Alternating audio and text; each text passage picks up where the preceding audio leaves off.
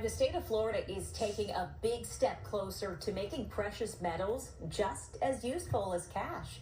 The governor just signed a bill to start the process of making gold and silver legal tender here in Florida. Fox 13's Evan Axelbank is in the newsroom now to explain why. Haley, don't put your gold bars in your wallet just yet. The state still has a lot of work to do to set up the rules for how this would all work. But the governor sees this as a way to protect parts of Florida's economy from global upheaval and also as a guard against inflation.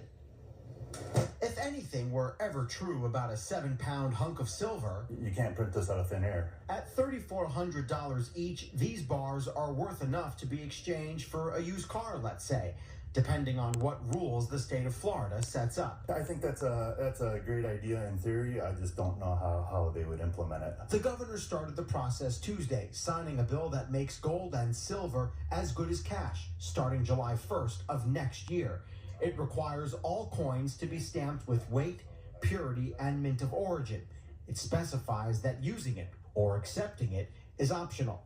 Purchases with precious metal would be exempt from sales taxes, but gold and silver could be used to pay other kinds of taxes. We've really led the way on protecting your economic independence and your financial sovereignty. The governor argues metals are a protection against a falling dollar, which he sees as a risk given perennial deficit spending in Washington. He points out that gold has tripled in value since 2015, while because of inflation, paper money is buying less. This is our ability to give you the financial freedom to be able to protect yourself against the declining value of the dollar. The bill specifies that businesses accepting gold must be licensed and that check cashers and money service businesses also have to accept it. The question that dealers like Mark Bonnet of Oldsmar have is how merchants will be able to move quickly enough to make it realistic.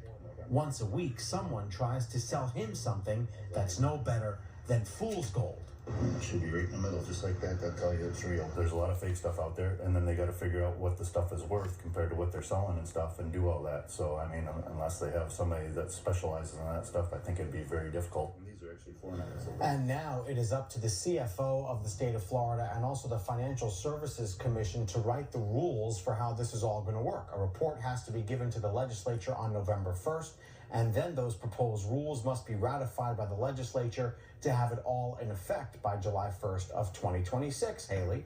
Very interesting. All right, Evan Axelbank reporting tonight.